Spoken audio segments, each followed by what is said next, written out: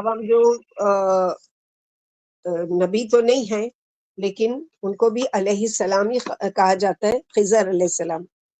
حضرت خضر علیہ السلام کے بارے میں پہلے بیان ہو چکا ہے کہ موسیٰ علیہ السلام نے ان سے علم حاصل کرنے کے لیے سفر کیا تھا۔ ان کا واقعہ سورہ کہف میں بیان ہوا ہے۔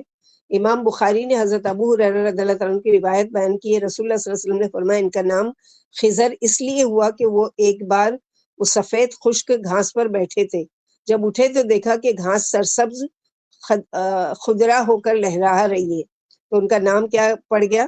خضر۔ حضرت موسیٰ علیہ السلام کے سفر کے واقعے میں مذکور ہے کہ جب حضرت موسیٰ علیہ السلام اور حضرت یوشع علیہ السلام اپنے نشانات قدم پر واپس چلے تو حضرت خضر علیہ السلام کو سمندر کے پانی پر سبز چادر پر لیٹے ہوئے دیکھا۔ انہوں نے ایک کپڑا اوڑھ رکھا تھا جس کے کنارے سر اور قدموں کے نیچے دبائے ہوئے تھے۔ موسیٰ علیہ السلام نے سلام کیا تو انہوں نے چہرے سے کپڑا ہٹا کر سلام کا جواب دیا اور فرمایا اس علاقے میں سلام کہاں؟ یعنی یہاں تو سلام کا رواج نہیں، آپ کہاں سے آئے ہو، آپ کون ہو؟ انہوں نے فرمایا میں موسیٰ ہوں۔ انہوں نے کہا بنی اسرائیل کے نبی؟ فرمایا ہاں۔ اس کے بعد وہ واقعات پیش آئے جو اللہ تعالیٰ نے قرآن مجید میں بیان فرمائے۔ اس واقعے سے حضرت خضر علیہ السلام کی نبوت کا کئی طرح سے ثبوت ملتا ہے۔ یعنی بعض لوگوں نے اقرار کیا کہ وہ نبی تھے، بعض وہ کہتے ہیں کہ وہ نبی نہیں تھے، لیکن اللہ تعالیٰ نے ان کو ایسا علم دیا تھا جو موسیٰ علیہ السلام کو بھی نہیں دیا گیا تھا، جیسے کہ سورہ کہف آیت نمبر 65 میں وَوَجَدَ عَبْدًا مِّنْ عِبَادِنَا آتَيْنَاهُ رَحْمَةً مِّن عِندِنَا وَعَلَّمْنَاهُ مِن لَّدُنَّا عِلْمًا۔ پھر ان دونوں نے ہمارے بندوں میں سے ایک بندے کو پایا جسے ہم نے اپنے پاس کی خاص رحمت عطا فرما رکھی تھی اور اسے اپنے پاس سے خاص علم سکھا رکھا تھا۔ حضرت موسیٰ علیہ السلام نے ان سے کہا هل اتبعک علی ان تعلمنی مما علمت رشدا، جو علم آپ کو اللہ تعالیٰ کی طرف سے سکھایا گیا ہے اگر آپ اس میں سے مجھے کچھ بھلائی کی باتیں سکھائیں تو میں آپ کے ساتھ رہوں۔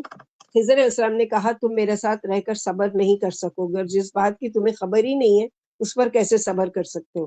موسیٰ علیہ السلام نے کہا اللہ نے چاہا تو آپ مجھے صابر پائیں گے اور میں آپ کے ارشاد کی خلاف ورزی نہیں کروں گا۔ خضر علیہ السلام نے کہا اگر تم میرے ساتھ رہنا چاہتے ہو تو شرط یہ کہ مجھ سے کوئی بات نہ پوچھنا جب تک کہ میں خود اس کا ذکر نہ کروں۔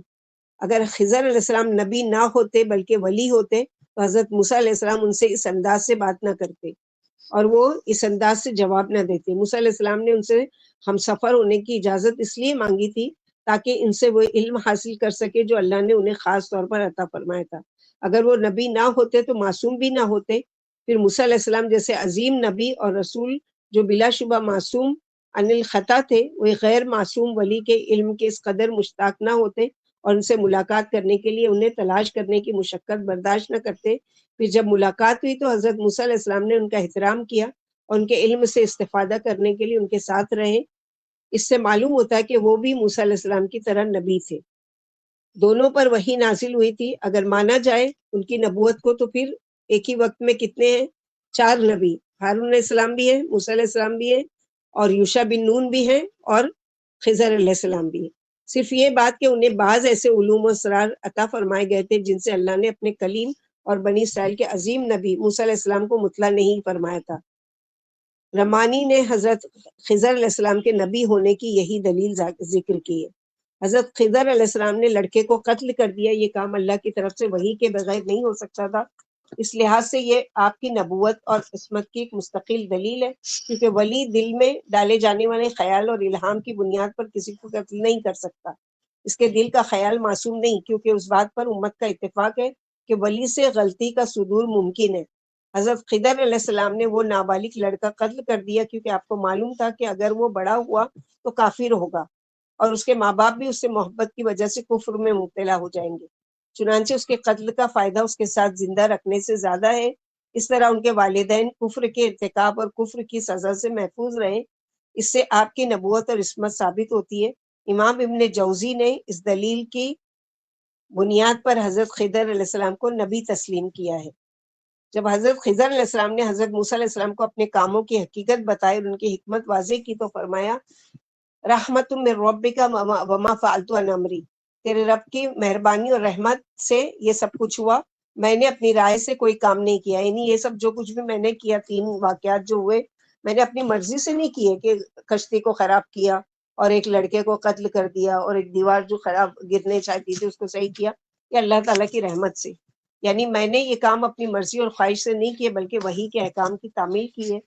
ان دلائل سے حضرت خضر علیہ السلام کی نبوت ثابت ہوتی ہے۔ جن لوگوں نے آپ کو ولی یا رسول قرار دیا ہے، نبوت کا قول اس کے منافی نہیں، کیونکہ رسالت بھی نبوت ہی کا ایک درجہ اور نبوت ولایت کا اعلیٰ درجہ ہے۔ البتہ انہیں فرشتہ کہنے والوں کا قول درست نہیں ہے، یعنی بعض لوگوں نے کہا کہ نہیں وہ فرشتے تھے، تو وہ درست نہیں ہے۔ اور جب آپ کی نبوت ثابت ہو گئی تو ان لوگوں کی دلیل کالعدم ہو گئی کہ ولی کو بعض اوقات ایسی چیزوں کا علم ہو جاتا ہے جو ظاہری شریعت والوں کو معلوم نہیں ہوتا۔ تو یہ غلط بات ہے کہ شرعی علوم جو معلوم ہوتے ہیں وہ کن کو ہوتے ہیں؟ صرف انبیاؤں کو، یا الہام کیا جاتا ہے وحی کے ذریعے دل میں بات ڈالی جاتی ہے۔ حضرت خضر علیہ السلام کا زندہ ہے یا وفات پا چکے ہیں، اس مسئلے میں بہت اختلاف ہے۔ کیا حضرت خضر علیہ السلام آج تک زندہ ہے؟ بعض علماء کا یہ موقف ہے کہ وہ زندہ ہے۔ وہ کہتے ہیں کہ آدم علیہ السلام نے دعا کی تھی کہ طوفان نوح کے بعد جو شخص ان کی میت دفن کرے گا اس کی عمر طویل ہو جائے۔ یہ دعا حضرت خضر علیہ السلام کے حق میں پوری ہوئی۔ بعض کہتے ہیں کہ آپ نے آب حیات پیا تھا، چنانچہ آپ کو دائمی زندگی حاصل ہو گئی۔ وہ اس سلسلے میں بعض روایت پیش کرتے ہیں۔ کون سی روایت ہے؟ امام ابن جوزی نے اپنی کتاب اجالہ المنتظر میں فی شرح الحالت الخضر میں ان احادیث کو بیان کر کے واضح کیا ہے کہ وہ سب موضوع ہے۔ اسی طرح صحابہ کرام کا اور تابعین کے جن اقوال سے استدلال کیا جاتا ہے وہ بھی سب ضعیف ہے۔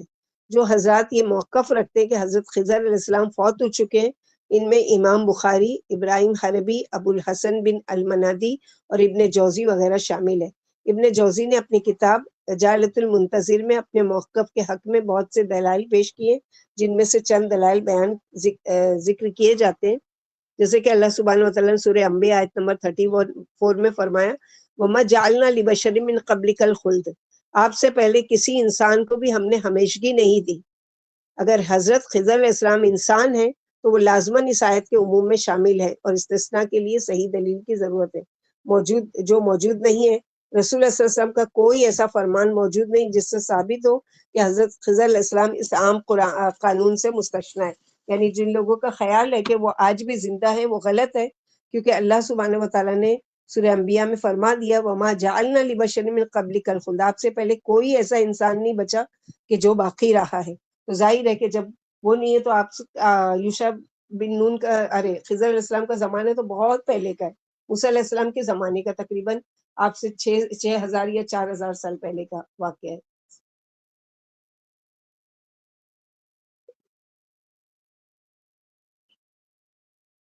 دوسری دلیل جو ملتی ہے سورہ آل عمران کی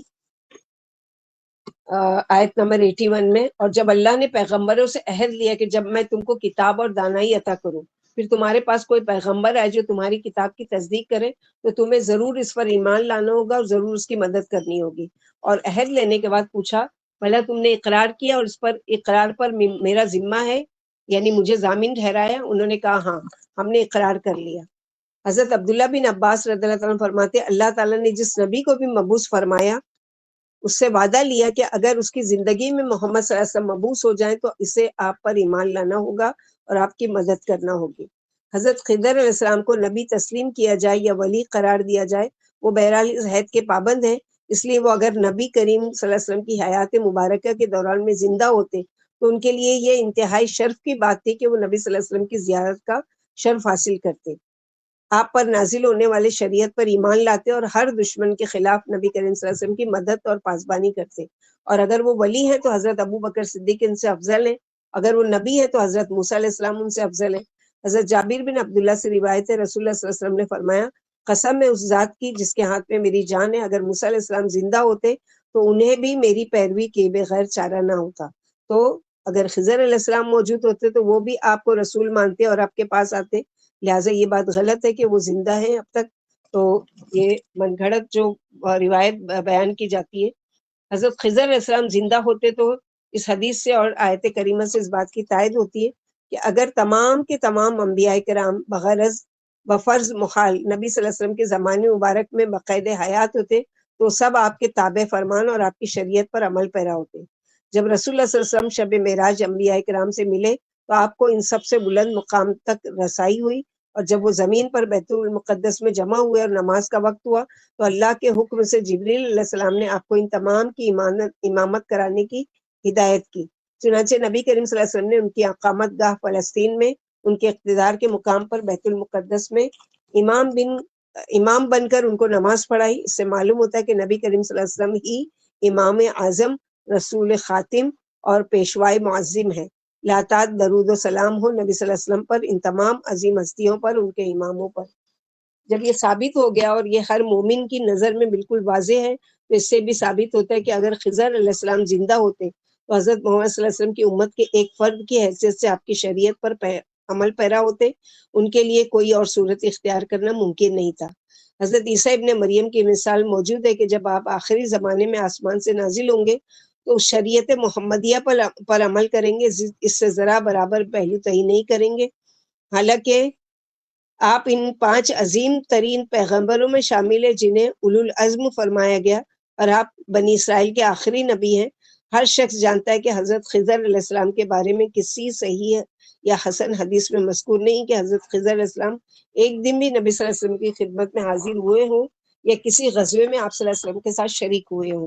یعنی کیا بات ہے کہ اگر زندہ ہے تو اللہ کے رسول کے زمانے میں آپ سے ملاقات کیوں نہیں کی؟ تو یہ چیز بھی ثابت کرتی ہے کہ ایسی روایت، ایسی باتیں غلط ہے۔ غزوہ بدر میں الصادق المصدوق حضرت محمد صلی اللہ علیہ وسلم نے اپنے رب سے فتح نصرت کی دعا مانگتے ہوئے فرمایا، یا اللہ اگر یہ جماعت ہلاک ہو گئی تو اس کے بعد زمین پر کوئی آپ کی عبادت نہیں کرے گا۔ اس جماعت میں اس وقت کے افضل ترین مومن بھی شامل تھے اور افضل ترین فرشتے بھی، حتیٰ کہ جبریل علیہ السلام بھی۔ اگر حضرت خضر علیہ السلام زندہ ہوتے تو کبھی اس غزوے سے الگ نہ رہتے، بلکہ اسے اپنے لیے بلند ترین مقام سمجھتے، وہ ان کا افضل ترین جہاد ہوتا۔ قاضی ابو علی محمد بن حسین بن فراد حنبلی فرماتے ہیں کہ ہمارے ایک عالم سے حضرت خضر علیہ السلام کے متعلق سوال کیا گیا، کیا وہ فوت ہو چکے؟ تو انہوں نے فرمایا جی ہاں۔ ابو علی رحمۃ اللہ علیہ فرماتے ہیں حضرت ابو طاہر بن غباری سے بھی اس قسم کا قول مروی ہے، اور وہ دلیل کے طور پر فرماتے ہیں کہ اگر حضرت خضر علیہ السلام زندہ ہوتے تو نبی کریم صلی اللہ علیہ وسلم کی خدمت میں حاضر ہوتے۔ یہ اقوال امام ابن جوزی نے الاجالہ میں نقل فرمایا ہے۔